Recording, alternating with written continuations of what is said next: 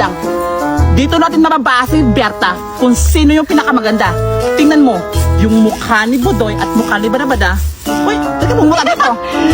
Hoy, Jody Ann, makikita yan sa model. Yung puro pugi lang.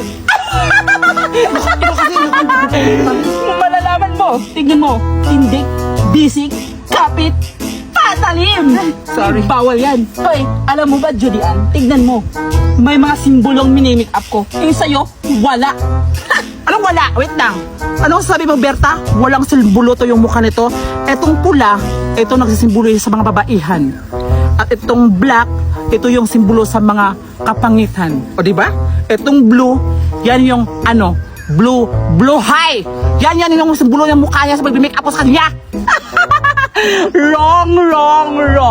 Nandito yung tama, yung paliwanag ko. Nakikita mo ba yung kulay violet? Kulay blue? Yan yung simbolo sa katapangan at kagaling sa pag-make up.